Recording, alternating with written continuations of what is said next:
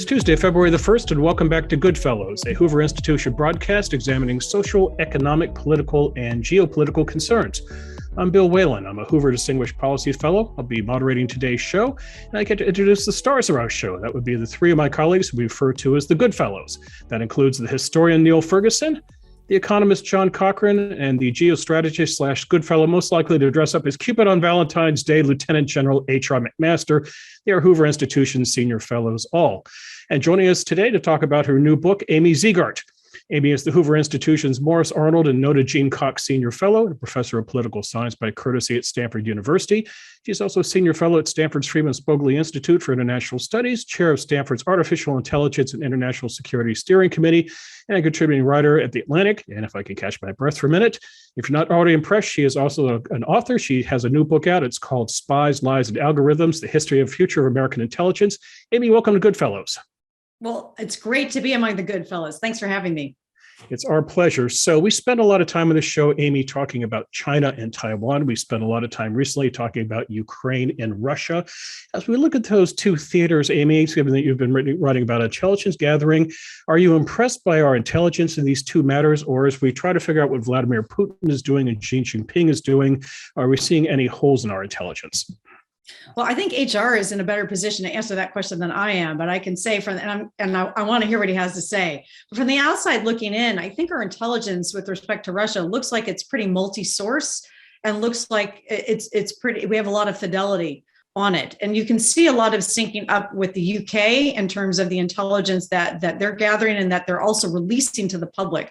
So I think that's a positive development. But I don't know that Vladimir Putin knows what Vladimir Putin's going to do. So this is always a tough target trying to figure out intentions of adversaries. HR, I don't know if you have a different view on that. I think the intelligence community has done a very good job, as you mentioned, not only in collecting and analyzing intelligence, but also I think the bridge into operations and the release of that intelligence. Might you say a few more words about that and how it relates to your book on the use of intelligence? I think that it was clear, a coordinated release, I think, in terms of the Russian plans to unseat the government or the lightning attack. And I think, if anything, has rocked Putin back in recent weeks is probably the release of that intelligence. Yeah, I think it's a really interesting development and a new way of countering these gray zone activities. Right. So the Russians are trying to have a provocation. They're trying to, have a sort of a phony pretext for which to invade. And by releasing that information, it makes it much more apparent what they're going to do, and also appears to have rattled them a bit. And so I think that's a really promising development, and it looks like a relatively new tactic that the government is using, right? So as you know well, the tendency is to keep secret as much as you possibly can, right? To hold back rather than to reveal. And so in this new age with these gray zone activities, we have to selectively and strategically release information to our advantage, not just hide it. There's just one example that, Amy, that I think of from when I was National Security Advisor. We had increasing evidence that Assad was going to launch another mass murder attack with chemical weapons. This is late 2017, and we released that information, and the president made a very public warning to Assad. I really think it prevented another mass murder attack at that time. Now, again, they did something in the spring of 2018 again. But I think it's just important to know that intelligence has to be put to use, and I think that the recent example is a good one. Amy, I took from your book that we've allowed intelligence and the military to get a little bit too intertwined in the years since 9/11, and I found that a compelling argument.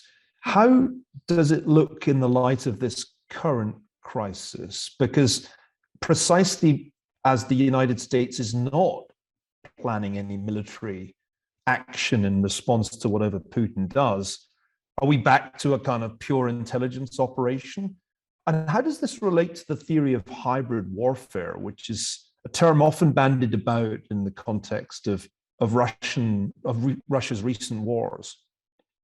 Yeah, Neil, I'm so glad you asked that question.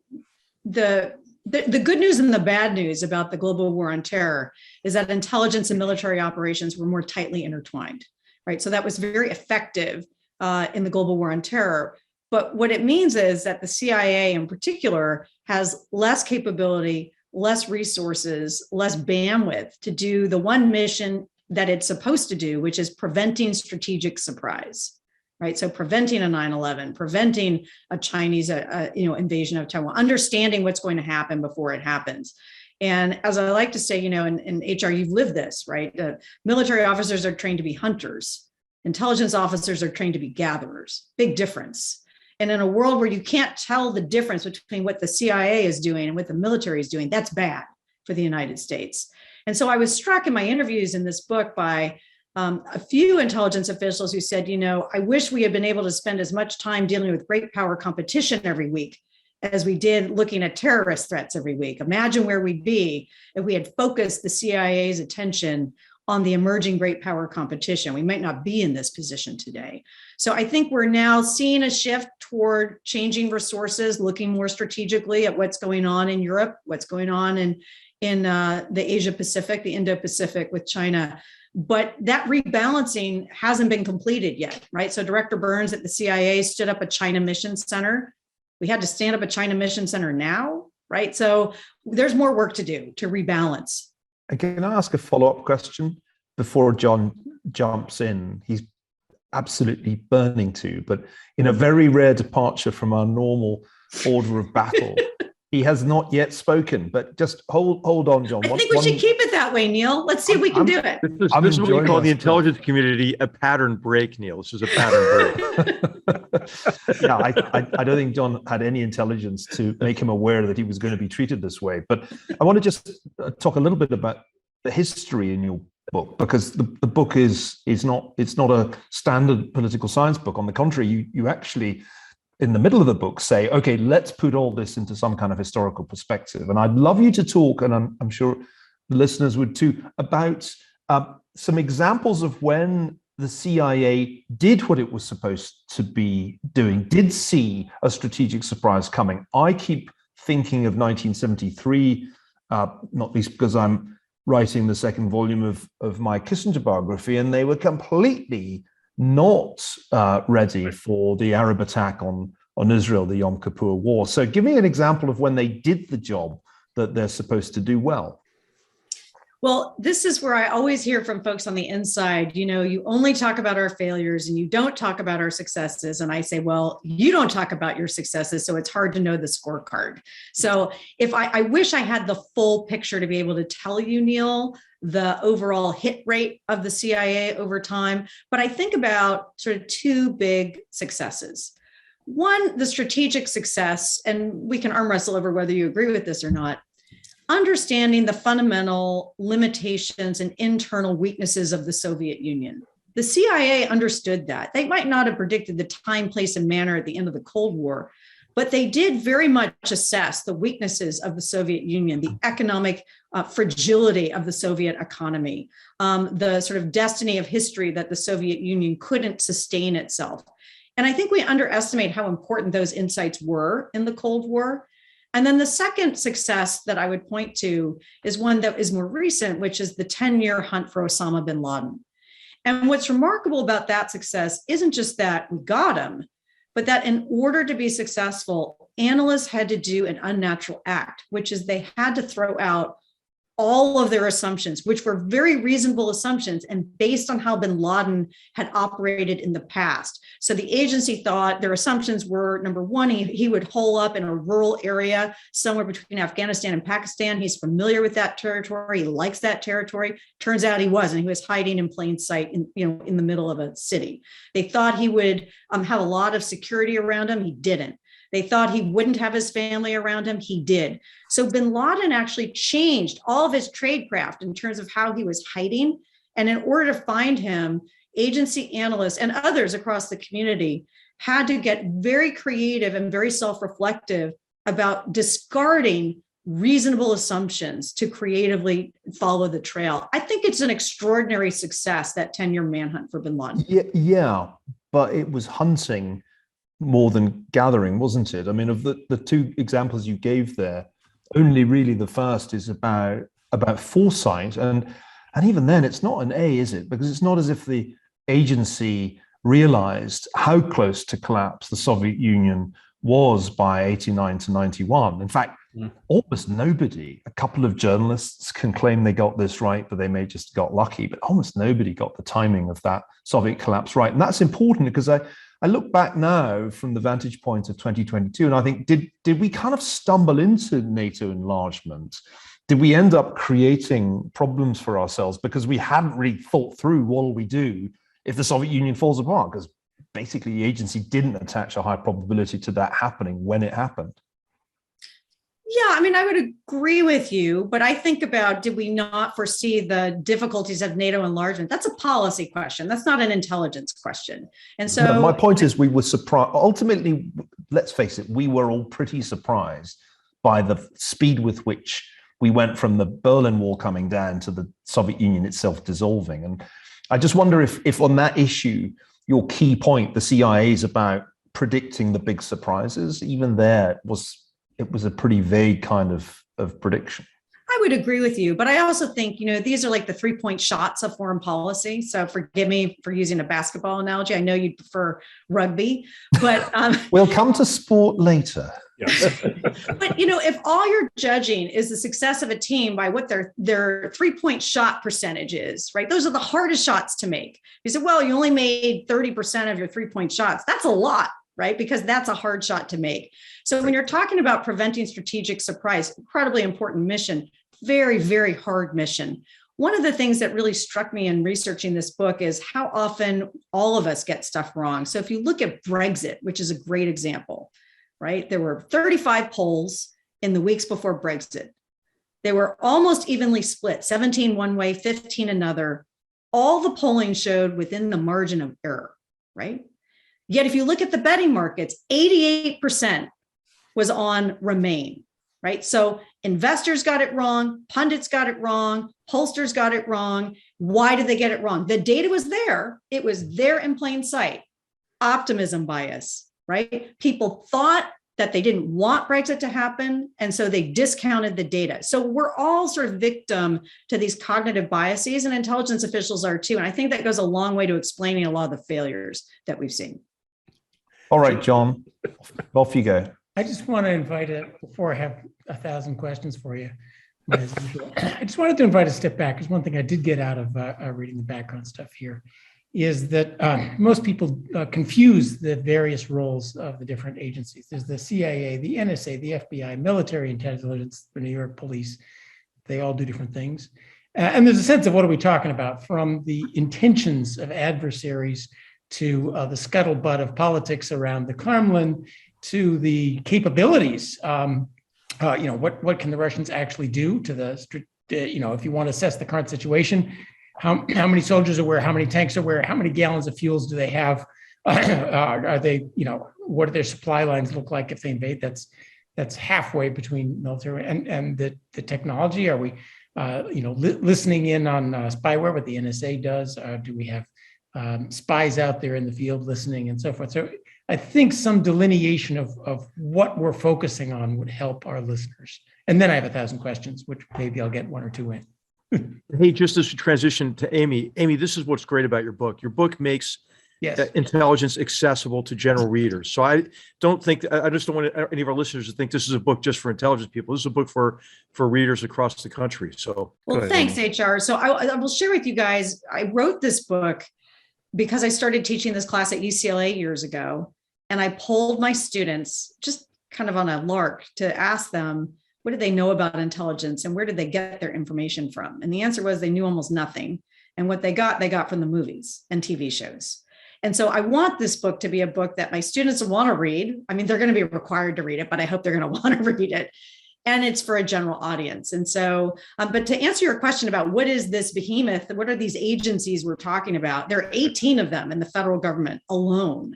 I think most people don't realize we have so many agencies. Everyone's heard of the CIA, but you mentioned several others that are incredibly important. So the National Security Agency does foreign signals intelligence. So, and I emphasize the word foreign because they're not listening to your phone calls with grandma, right? Many people think they are, they're not. So that's emails and telephone intercepts and encryption and breaking and making codes. That's what they do. There's the National Reconnaissance Office, which builds and maintains spy satellites circling the Earth.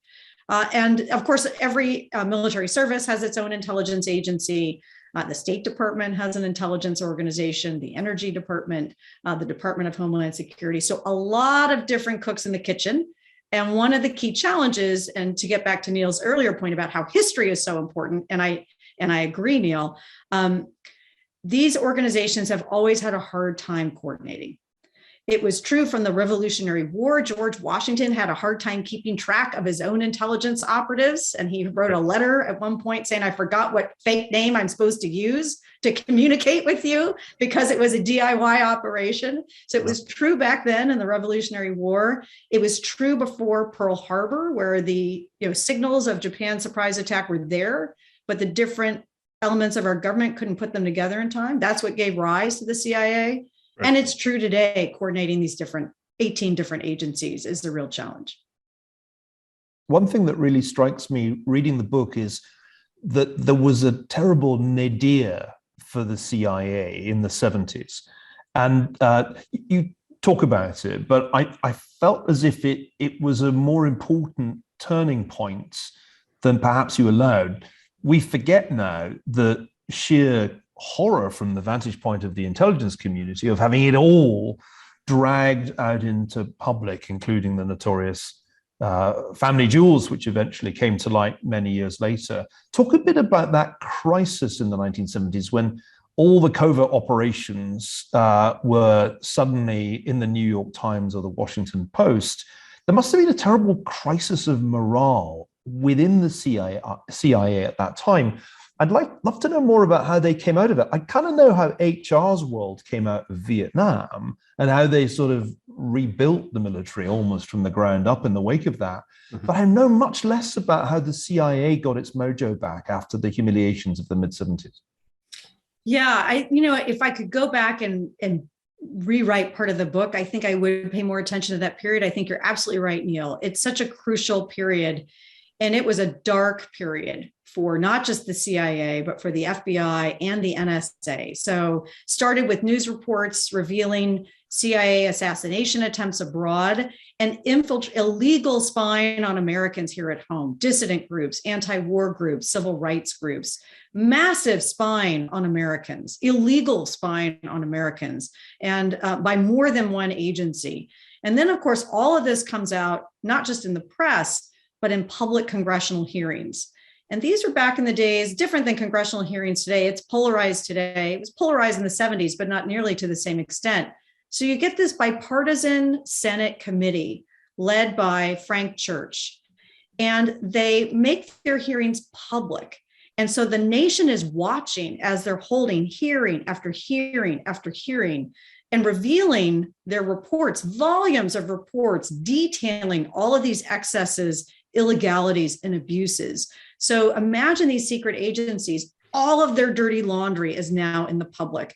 They're humiliated, they're demoralized, they're caught really fundamentally violating the public trust that was put in them as secret agencies operating in a democracy. And they're scandalized by it, right? So what happens? How did they get their mojo back? I love that expression. I think partly Congress in this case is the good guy in this story. We sort of bemoan Congress a lot, but Congress sets up these permanent oversight committees. And so then oversight becomes more routinized in a good way.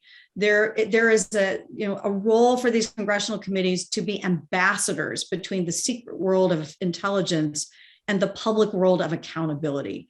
And I think that begins to get the intelligence community on a better path. And then time, right? Time heals a lot of wounds. And so there's a new generation of people that come into the intelligence community. Now, you might remember James Angleton was also head of counterintelligence at the CIA at the time. And there were dark days with Angleton too, very paranoid, really destroying parts of the agency and people's lives by his obsessive quest for the Soviet moles inside the CIA, and really destructive. And so he leaves the scene too. He's fired ultimately. And then there's a rebuilding period after the Cold War ends. So it took a while, I think, but I think Congress in this case played maybe a largely unheralded role in getting the CIA's mojo back and on a better oversight path. So not all is hunky-dory. Snowden's release showed that the NSA was in fact tracking cell phone metadata on U.S. citizens, and you can think very quickly about how that information can be used for all sorts of. They were not listening to the actual calls, but if your cell phone was seen making a call from the parking lot out in front of a cancer center, we suddenly know a lot about a politician that politician might not like revealed, as just an example of how that threatens several liberties. In the larger question, are we holding too much secret? There seems to be enormous amounts of stuff that is marked top secret that is completely pointless to be top secret, a lot of it that is institution protecting, and a lot that the secrecy stops this process of figuring out what the information means. Communication between agencies would be a lot easier if the stuff were simply on Twitter, because then, and we see it in all of our professions, how facts come in and get dissected in a community, but that only works if the community is public. So aren't we still keeping a whole lot more secret than should be secret? We definitely are. And John, you're channeling your inner director of national intelligence. So DNI Haynes. I'm no libertarian, but go ahead. So she just talked about recently how too much secrecy is impeding the effectiveness of the intelligence community. And there are so many compartments, and HR, I'd love to know what you think about this. So much is compartmentalized. There's this wonderful quote that former DNI Jim Clapper said when the Washington Post was doing its investigation called Top Secret America. And he said, there are so many special access programs above top secret of compartmented information. The only person with visibility into them all is God. To your point, John, about it's awfully hard to get insight if information is marooned in different places. So absolutely, too much is secret, too much is overclassified, and it's hurting the effectiveness of our agencies. I don't know, HR, you live this world. Yeah, there's some real practical ways you can get at this. It is a big problem. And especially if you're looking at integrating intelligence with other elements of national power, such as economic sanctions or law enforcement investigations that could lead to arrests or prosecutions abroad. You need to have readily transferable information.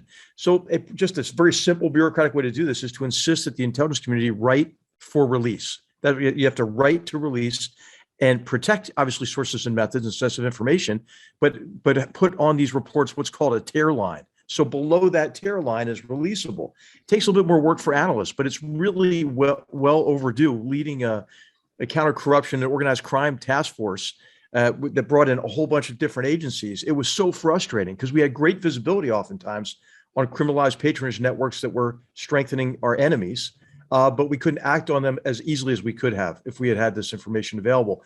And then, Amy, what I'm thinking of, and what your book reveals as well, is how much more is available now, open source, right? You look at satellite companies like Planet Labs, and now, of course, with analytical tools, they're able to access databases and apply elements of artificial intelligence and big data analytics to gain better visibility. And I'm thinking of a small company called Wikistrat, which looks at complex problems and then crowdsources to experts, to get feedback. And do you think that the intelligence community is making the adjustment now toward readily accessing more open source stuff that's already out there, right? And how much of what we need to know to secure ourselves does already exist, in the public domain?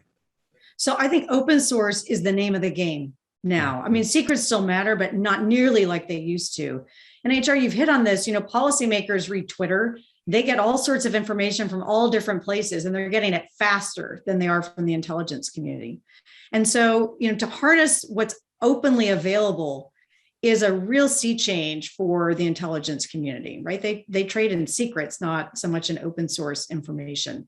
And so they're doing some of it, but not nearly fast enough, not nearly fully enough. And as one former official told me, the thinking inside the intelligence community is if something costs $1 trillion to get, it must be worth $1 trillion, right? That's not true anymore. A lot of the most valuable information is free and it's available online. And so figuring out, and I would say open source intelligence, we sort of throw around that term a lot, isn't just stuff. It's not just information. It's an ecosystem, right? There are all sorts of organizations that are crowdsourcing open source intelligence from nuclear threats to crime. And the intelligence community has to learn how to work and collaborate with this ecosystem, not just bring more stuff into the secret community. I have two questions that follow on from this. One has to do with the aftermath of Snowden, which John brought up.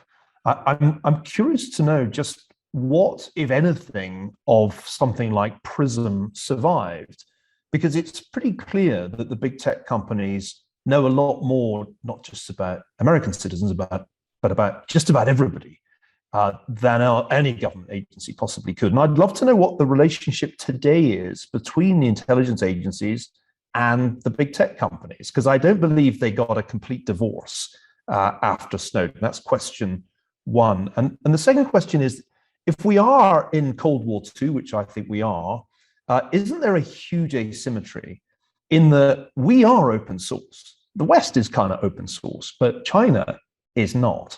And it strikes me that if you compare Cold War I and Cold War II, in Cold War I, the problem was very finite. We kind of knew how many Soviet agents there were roughly, and they knew how many CIA and MI6 agents there were, and it's the sort of world of James Bond or of John le Carré. But today's Cold War is this big data Cold War, except that the Chinese have way, way more access to our data than we have to theirs. Question two. Well, thanks for the softball questions there, Neil. Let me start with the relationship between Silicon Valley and the intelligence community. It was bad. It was really bad right after Snowden, but it's gotten better. And so right after Snowden hightailed it to Hong Kong, not long after, I had a congressional cyber boot camp. We brought in members of staff from Congress, both parties, both houses, and we did a field trip to a tech company. A big tech company, you'd recognize the company, and we're there, and a senior executive in the tech company sort of points his finger and he says, you know, we believe that you are an enemy, just like the People's Liberation Army of China. We're protecting our systems from you, the US government. And, you know, the staffers were just shocked and ran outside and were calling the bosses about, oh my gosh, it's worse than we ever realized. That's the trust deficit that happened with Snowden. And so I think there was a sense of betrayal among tech companies in the Valley, that the government said they were coming in the front door. And in fact, they also came in the back door. But that's a lot better now. And I think there are three reasons why it's better, the relationship: China, China, and China.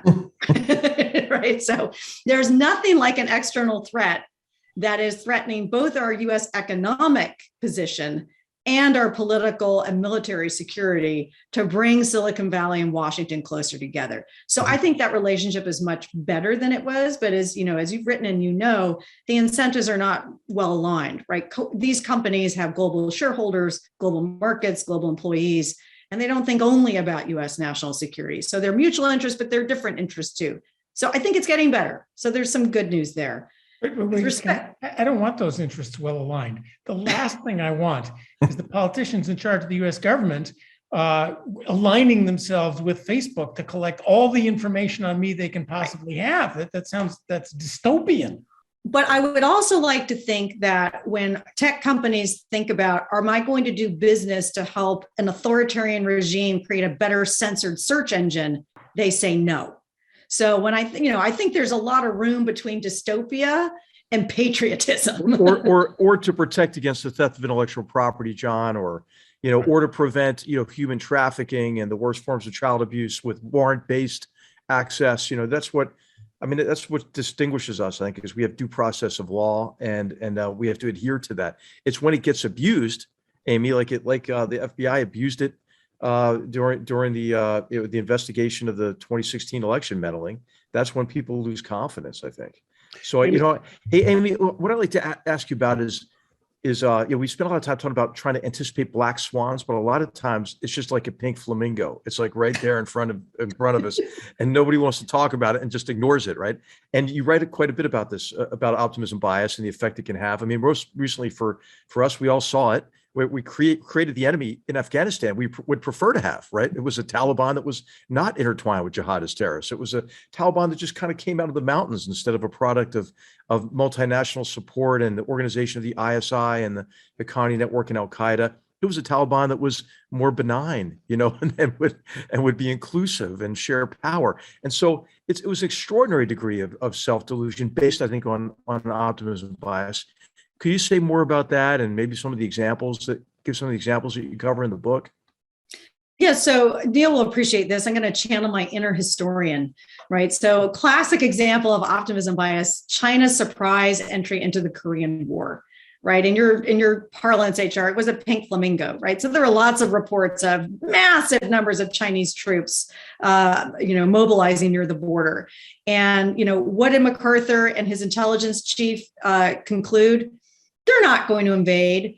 As long as we stop 5 miles short of the border, we won't be provocative, right? So there was a discounting of information that came in. So lots of biases at work there, right? Confirmation bias. So we'll believe the stuff that we already believe in, and we'll discount the stuff that contradicts us, like you read the horoscope, right? So that was a classic example of optimism bias. MacArthur's troops were planning a victory parade in Tokyo, and instead 40,000 of them came home in coffins. So the price of optimism bias then was really bad. But we think about major intelligence failures and the common analytic errors behind them. So if you think about India's 1998 nuclear test, caught us by surprise. US intelligence learned about it in a press release, right? This was a big failure.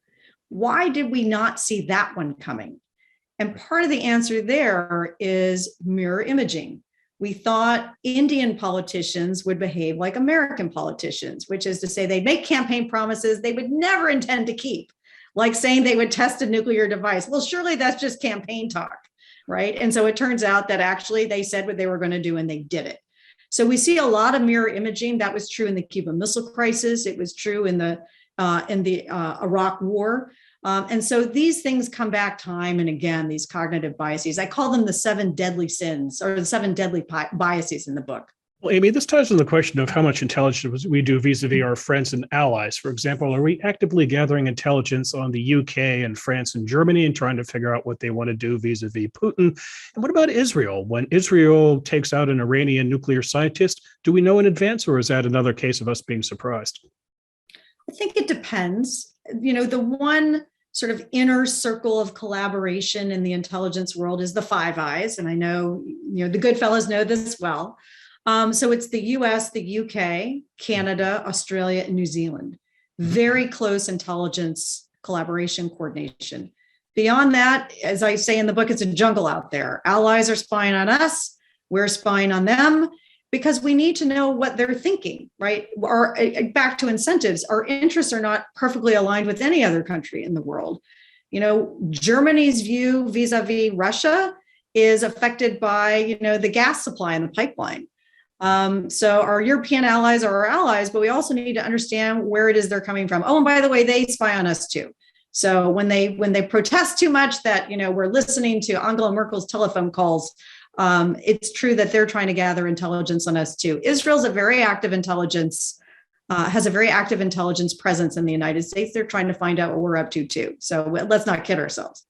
Amy, we focused on tech and satellites and listening into the internet and so forth.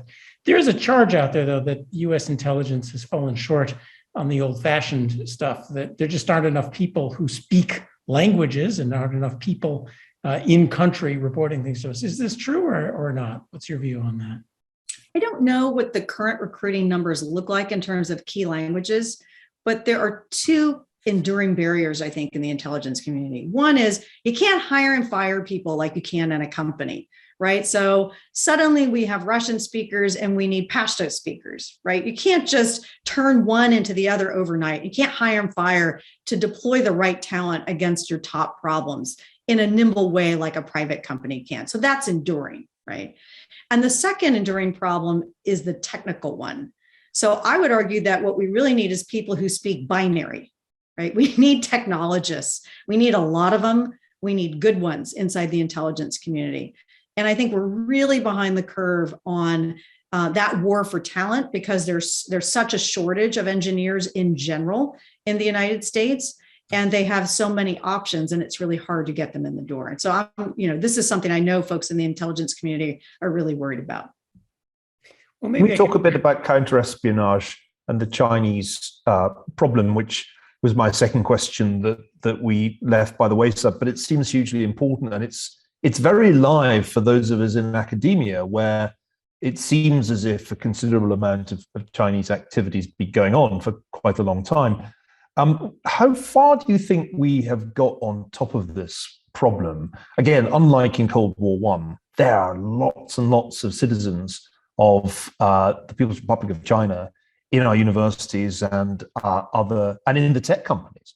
Do you think that we've got a handle on who's actually a spy and who's not? Because there's a danger that if we don't get that right, we're going to end up in yet another American episode of turning suspiciously against a significant immigrant community, only a relatively small number of whom can be thought of as fifth columnists. I think we haven't gotten it right. And Neil, you point out, we can wrongly accuse people and sort of descend into xenophobia. And we can also let the Chinese intelligence services win, right? So there are two big problems with where we are today. And you're right about, the internet. I'm on a task force, and we always hear the refrain, free and open internet. And I finally suggested in the comments, the internet is not free and open. We need to get over it. It's only free and open for our adversaries, right? They can get all of our data all day long and walk around in our systems and our universities and our country. But we do not have that freedom of maneuver in China, in Russia, and in other countries, North Korea. So there is a real information asymmetry. And I think it really hurts us on the intelligence side of things. So, what are denied territories today? Awfully hard to meet with someone on the ground in China with all of the surveillance capabilities, the techno surveillance capabilities that the CCP has. So they're increasingly denied territories for American intelligence officers to meet with their assets on the ground in a way that there really aren't in the United States, right? It's a much more of a free and open hunting ground for Chinese spies coming to the United States. So this is something that the FBI and other agencies in the government really need to get a better handle on, because we don't want to accuse people of spying for China. We don't want to create a chilling effect in our universities. I think we want to hasten the brain drain. I want the best students from China to come and study in the United States, and I want them to become citizens, and I want them to work for American companies and work for the U.S. government. Or they can go back to China and say, "Oh boy, I had a little taste of liberal democracy." Right. People going back, HR may speak to military exchanges have been very valuable in, there's officers in the Pakistani Air Force who for a while went to the US and kind of knew who we were. So yes, immigrants, but also go back, plant the seeds of what we know there. Compared to the number of actual spies and the actual secrets they get, cutting ourselves off culturally, intellectually, technologically from China seems like a huge mistake. But we can't be naive about it either. Right. So we don't want to we need to be more careful about when people put on their visa applications, they're cyber warriors for the People's Liberation Army. Maybe we should take a harder look at where they're applying to, and whether they have free reign inside computer science labs in the United States, for example. Wait. Maybe those are the people you want. Bring them in and turn them. Well, the key is you need a good counterintelligence effort, because they are determined. This is the People's Liberation Army and the Ministry of State Security to penetrate us deeply and to do harm to us from a national security perspective, but also from an economic perspective. And this, Amy, I think is where the interests of the Department of Justice, for example, should be aligned with those of our tech companies. And you mentioned a little bit about how that relationship's getting better. But also, I think, should be aligned with universities, because it is the Ministry of State Security and their cutouts, like the Chinese Students and Scholars Association, that intimidate Chinese nationals in our universities. And so I think no university president or provost can go wrong by saying, we are going to protect our students, our foreign students, our Chinese students from the intimidation and coercion of the Chinese Communist Party. I think that's kind of the stance to take. Any thoughts on that, on how you see universities regarding the intelligence community and law enforcement who are engaged in counterintelligence these days? Well, I'd like to see a consortium of universities so that there is a consistent approach. I think you're exactly right, HR. But even if you look at within Stanford, if you've got a problem or a concern or a question, where do you go? Right? Where are the lessons learned? Where are the best practices? Where's the conversation about how each of us in our community is responsible for helping to protect foreign nationals who are being intimidated by their government, right? There's no 411 or 911 that provides coordination across the university, much less across universities. So I think there's more we can do in the academy to work with the US government to protect these students who come to our universities from foreign intimidation and interference. My guess is that a really small proportion of intelligence that the Chinese have gathered from US sources has been gathered by individuals in the territory of the United States, and that by far the largest percentage has in fact been accessed remotely. Let's talk a bit about the new face of espionage, which is essentially cyber warfare in all its different forms. Because if I had to predict what the next big disaster would be that the CIA and others would fail to predict, it would be a massive cyber attack that really takes out a significant part of critical infrastructure and communications in the US. So I mean, that's the thing that probably most people who don't pay close attention to this underestimate, the extent to which we're in a completely different world from the world of James Bond, of Ian Fleming and John le Carré. We're in a world in which most of the intelligence breaches are just happening electronically, digitally from far, far away. So it's interesting, Neil, I actually have a different cyber worry than you do. I worry not so much about taking down our critical infrastructure, but eliminating our trust in our critical infrastructure. So imagine instead of taking down the banking system, nobody believes that their bank accounts are accurate, right?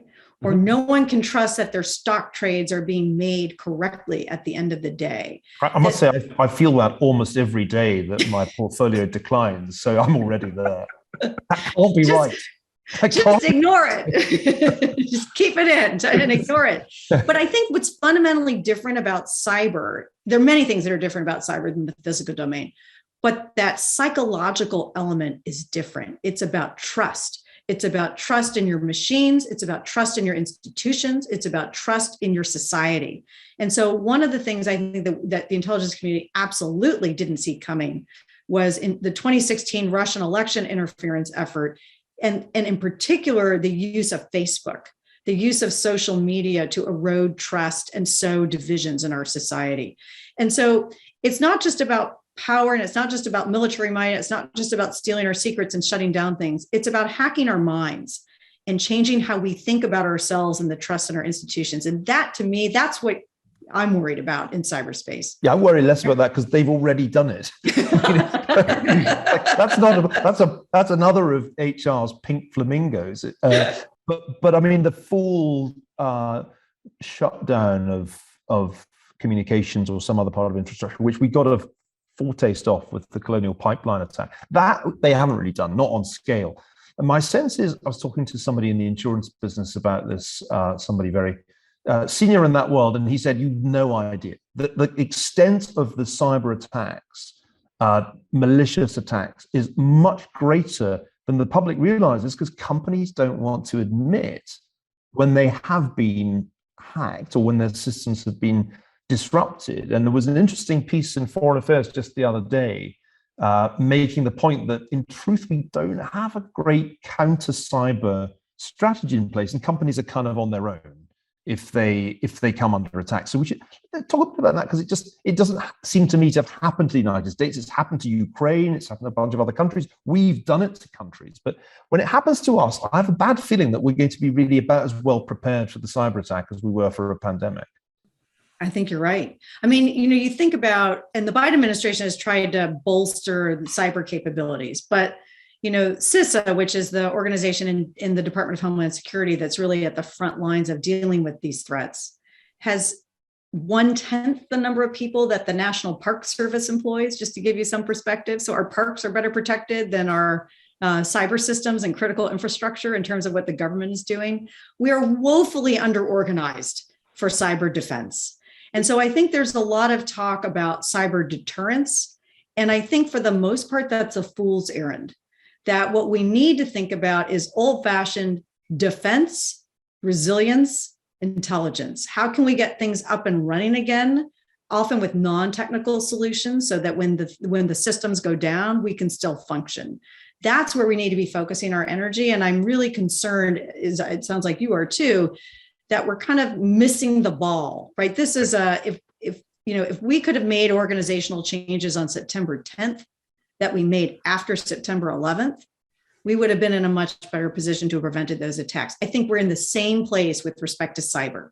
This is a September 10th moment. We are nowhere near close to organized to protect ourselves. I want to draw you out on this, especially the defense versus deterrence question. And first of all, from a financial point of view, I worry exactly what you worry about. It just takes a rumor on Twitter saying a bunch of accounts at Chase have been drained and something's wrong with it. Everybody runs to the ATM machines and the financial system goes dark. You can spark a run, that kind of thing could spark a run quickly. God forbid it was an actual breach. But is it not the case? So the kind of attacks we've seen are mostly criminal. It's mostly people who want ransomware. It's mostly people who want money. We know about state-sponsored capabilities, like our Stuxnet virus, the thing we used to bring down some Iranian power plants and so forth. If I were, I get a vision, and I want to know if this is true.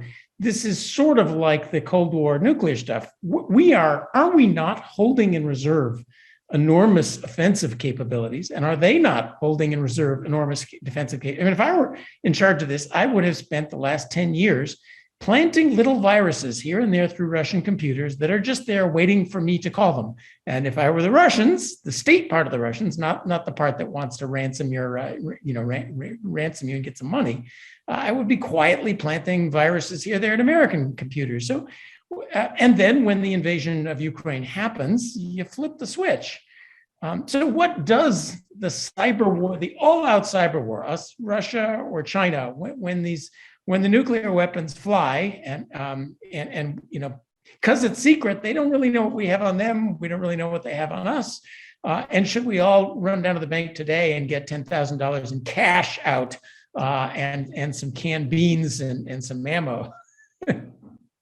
Well, I love how you go to the economics of it, John. We're down to cash and beans, so it's always a good idea. On call portfolios. So I think you're right. Well, when the credit cards don't work for a month. Yes. Right. So there's so many complicated things about cyber, and we've talked about a few of them. Mm-hmm. But one is, we don't have the equivalent of the above ground nuclear test to demonstrate your capabilities in cyber without actually using them. Because once you use them, they can send them back on you, or they can render your cyber weapon ineffective. So there is a natural reason why countries want to keep their cyber weapons close to the vest. But that makes it very destabilizing because you don't know what the other side can do to you. And then we don't know how it will escalate, right, in time. So that's one key problem. A second key problem is cyber weapons don't accumulate. So the more F-16s you have, the more firepower you can bring. But the more copies you have of the same vulnerability or malware doesn't get you anything. Right, you need variety, not quantity. You can bring on the power lines and the banks and the stoplights and the hospitals But I might need only one piece of malware to do that. Yeah. My point is, if I have 10 copies of that malware, the more quantities of the same malware get you nothing. Right? I need variety of cyber capabilities, not quantity of cyber capabilities. That's different, right? So that's a different engineering problem. So I don't know. I haven't gotten access to the classified information about what exactly we can do and what others can do to us. But I do believe, and this is publicly available, the Pentagon cyber strategy, we are moving to, as they put it, defend forward. taking the fight to adversary networks to stop them and cause friction so that they have to spend more time defending themselves rather than attacking us. I think that is a smart change in strategy that started a few years ago. And I think we need to do more like that. Would it not be wise to whisper, now maybe they have, to whisper to Mr. Putin, here is what will fall apart the day you walk into Ukraine. And here, by the way, is a snapshot of your bank balance in various countries that's going to disappear, and that of all your cronies. I gather we have a lot on him that we're not talking about in public. So to some extent, keeping this stuff secret ruins the deterrence aspect of it. Absolutely. It's like Dr. Strangelove, right? It's not a doomsday machine if no one knows about it. Amy, I'd like you to answer a bit of a paradox for me, and that is that in your book, you lament that Americans don't know more about intelligence, and yet we're talking about a topic which is inherently delicate and secretive. And you also go on to say it in a promise that the American public has been weaned on intelligence vis-a-vis pop culture. Neil referenced Austin Powers earlier, and Mojo and James Bond and so forth. But it sounds like modern day espionage is not necessarily cinematic. There's not a lot of sex and drugs and femme fatales and martinis shaken, not stirred. So how can you make intelligence gathering interesting to the American people who at all times want to be entertained and titillated? Well, I mean, I think it actually is inherently interesting. I mean, I like James Bond as much as the next person, but I think real life is pretty fascinating. And one of the things I really was excited about putting in this book is the voices of real people in the intelligence community, what it's like to be them. So when did they tell their kids what they did for a living? And how did their kids react? Right? That's a great story, but we don't see that in the sort of nonfiction world. I asked them what their ethical challenges were in their jobs. I asked what their best and worst moments were on the job. So I actually think there's a lot that is really interesting about the intelligence world. We don't need to have the sort of fake plot lines that we have from the movies. And I hope that comes through in this book. That is my real hope, is that people find it interesting and engaging and not so wonky that they want to tune into Jack Bauer and Carrie Matheson instead. Okay.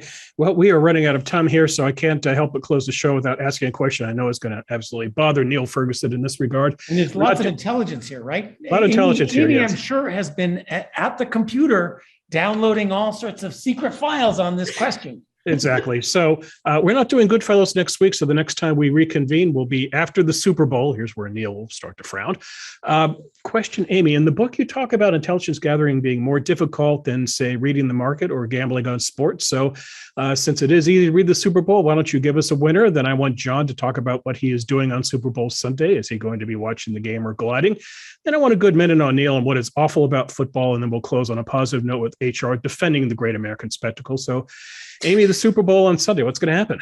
Okay, so I'm going to plead I'm a bad intelligence analyst for football because I have not spent the time looking at the data. One of the great things about the NFL that is different than intelligence is there's so much comparable data about who's good, who's injured, what their record is. I haven't looked enough at the data. So I'm going to rely on my optimism bias and my hometown bias, which I'm going to predict a Bengals win. Why? For no other reason than I grew up a Bengals fan because I grew up in Kentucky and that was the closest NFL football team I could watch play. And God knows they haven't won in like forever. And I got to root for the Bengals, but based on no data whatsoever. John, Super Bowl Sunday, are you watching the game or are you outdoors doing something vigorous? Usually outdoors vigorous and what depends on the weather forecast for Sunday. But I'm rooting, of course, all the way, Chicago Cubs. All right, Neil, here we go. Football, American football. What is wrong with this? Well, how to begin? In the end, it's a mutant form of rugby. A terrible mistake was made in allowing the forward pass. I think that was in the late 19th century at Harvard. And then even worse, armor was introduced, creating, I think, the very worst kind of incentives so that players butt heads. And finally, you have the nightmare of being able to tackle people who don't have the ball. The result is the game constantly breaks down. And just when it's getting interesting, you start over. This is the most tedious sport with an oval ball that exists. On Saturday, instead of ruining your Sunday with the Super Bowl, there is the Calcutta Cup, Scotland against England, the great game of rugby union.